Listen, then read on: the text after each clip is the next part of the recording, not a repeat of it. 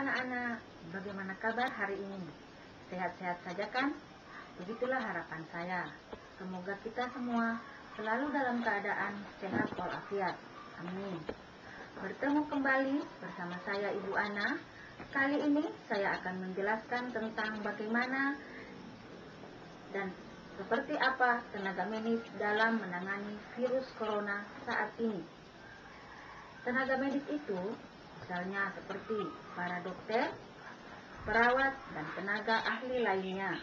Misalnya tenaga ahli laboratorium medik dan tenaga yang lain. Kalian pasti sudah tahu siapa dan apa pekerjaan dokter dan perawat. Sekarang saya mau tanya, apakah kalian tahu siapa itu ahli teknologi laboratorium medik atau biasa disebut ATLM? Ya, mereka adalah tenaga yang bertugas memeriksa seseorang sehingga dapat dinyatakan terinfeksi virus corona. Oke, sampai di sini anak-anak paham?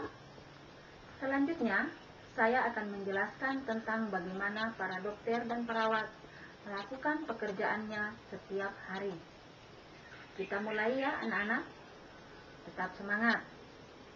Sejak diumumkan oleh Presiden pada tanggal 2 Maret 2020 bahwa di Indonesia sudah ada 2 orang pasien positif corona, maka sejak saat itu pula tugas tenaga medis semakin sibuk. Dalam penanganan penyakit atau virus ini, mereka harus dilengkapi dengan APD atau alat pelindung diri. Sebab hanya dengan APD akan memberikan rasa nyaman dalam menjalankan tugas mereka. Mereka harus mengenakan APD selama berjam-jam. Keringat bercucuran dari tubuh, sehingga mereka menjadi cepat haus. Tidak hanya saat menangani pasien saja, APD lengkap sudah harus dipakai oleh perawat sebelum pasien datang. Bahkan, terkadang mereka harus melewatkan makan siang. Belum lagi, jika mereka mendapatkan jadwal dinas malam. Kondisi yang dihadapi perawat bisa lebih berat lagi. Setiap perawat yang habis masuk ruang isolasi dan kontak dengan pasien diwajibkan mandi. Terkadang, perawat pasien COVID-19 atau corona harus mandi 2 atau 3 kali. Biasanya, hal itu harus dilakukan pada pukul 24 dan pukul 3 dini hari. Karena harus mandi pada dini hari, banyak perawat yang menderita masuk angin. Bahkan, banyak dari mereka yang terpaksa beristirahat dengan baju full APD, dengan AC yang dibatasi. Sebab, ruangan ber-AC sangat berpotensi menyebarkan virus. Pekerjaan perawat saat ini boleh dibilang overload. Perawat juga menyadari bahwa mereka bisa membawa virus kepada keluarga mereka. Alhasil, mereka tidak pulang. Mereka menginap di rumah sakit selama berhari-hari. Belum lagi, terkadang mereka harus mendapatkan perlakuan, yakni dikucilkan oleh tetangga, karena takut ditulari virus ini. Tapi yang pasti, rasa kekhawatiran terbesar datang dari keluarga mereka. Suami, istri, anak, dan orang tua mereka. Mereka juga punya keluarga, sama seperti kita. Tapi mereka harus meninggalkan keluarga mereka demi tugas dan tanggung jawab untuk menolong sesama. Anak-anak, apakah kalian tahu bahwa tugas perawat dan dokter adalah tugas mulia? Apakah di antara kalian ada yang ingin menjadi dokter atau perawat? Harus rajin belajar ya. Oke, kita lanjut lagi. Dalam menghadapi virus corona yang sangat berbahaya, seorang perawat juga dituntut untuk pintar-pintar menghadapi pasien. Sebab, terkadang ada pasien yang merasa tidak puas dengan pelayanan rumah sakit, sehingga mengeluarkan kata-kata yang kurang enak didengar. Namun, seorang perawat harus tetap sabar. Bahkan, justru muncul rasa empati kepada pasien yang dalam keadaan kritis. Di masa-masa seperti itu, tidak ada keluarga atau teman yang bisa mendampingi si pasien, kecuali para perawat. Ketika pasien tersebut tidak bisa bertahan dan meninggal dunia, maka jenazah langsung dimandikan oleh tim medis, dibungkus, dimasukkan ke dalam peti jenazah, diantar ke rumah duka, dan kemudian dikuburkan tanpa boleh dibuka kembali. Anak-anak, sampai saat ini sudah ada beberapa dokter dan perawat yang meninggal karena virus corona.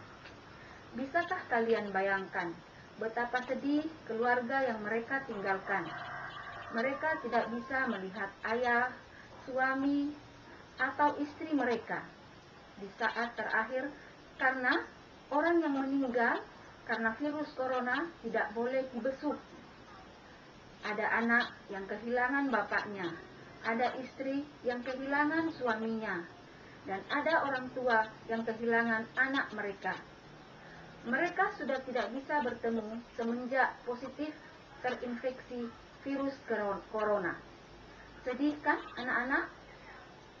Untuk itulah, agar jumlah pasien tertular virus COVID-19 tidak semakin banyak, diharapkan agar masyarakat bisa mematuhi imbauan pemerintah, yaitu menghindari tempat-tempat keramaian, tinggal di rumah, dan menerapkan social distancing. Perlu pula menjaga kebersihan dengan rajin mencuci tangan. Jika masyarakat tidak bisa tertib, otomatis jumlah korban bertambah dan dampaknya adalah para perawat yang berada di garis depan. Untuk itu, kita harus mulai dari diri kita sendiri, keluarga, tetangga, dan masyarakat di sekitar kita. Kita harus menghargai kerja keras para dokter dan perawat. Para dokter dan perawat tidak boleh dipandang remeh. Posisi mereka yang berada di garis terdepan membuat tenaga medis, baik itu perawat maupun dokter, sangat berisiko terhadap virus COVID-19. Oke anak-anak, sekarang kalian sudah paham tentang apa dan bagaimana tugas perawat, dokter, serta tenaga ATLN. Kesimpulannya, kita sebagai manusia harus saling menghargai apapun profesi seseorang, karena kita adalah makhluk sosial yang tidak bisa hidup sendiri tanpa bantuan orang lain, meskipun kita orang kaya raya sekalipun. Jadi, tidak boleh sombong ya anak-anak. Tidak lupa ucapan terima kasih yang tak terhingga untuk para dokter, perawat, dan tenaga medis, tanpa terkecuali. Semoga mereka semua selalu dilimpahi kesehatan, kemampuan, dan kekuatan untuk melanjutkan tugas mulia mereka. Salam semangat untuk semua para dokter dan perawat di mana saja. Terakhir, kita tidak lupa berdoa untuk para dokter dan perawat yang telah meninggal dunia. Semoga amal ibadah mereka diterima di sisi Allah Subhanahu wa Ta'ala, dan semoga keluarga yang ditinggalkan diberi kekuatan dan kesabaran. Tak lupa doa kita juga buat semua yang sedang sakit saat ini. Semoga segera diberi kesembuhan dan pasien tidak akan bertambah lagi. Intinya, semoga keadaan di seluruh dunia, begitupun di Indonesia, dari Sabang sampai Merauke, terkhusus di NTT, akan semakin membaik. Amin. Mari kita bersama-sama memutus rantai penyebaran virus corona ini dengan berdiam diri di rumah, kecuali kebutuhan yang sangat mendesak. Orang tua boleh keluar rumah, tetapi anak-anak tetap di rumah. Tidak boleh keluar rumah, apalagi pergi liburan, karena saat ini kita tidak sedang libur, tetapi belajar di rumah. Oke? Sampai di sini dulu. Ketemu lagi pada video selanjutnya. Terima kasih, salam sehat, dan tetap semangat.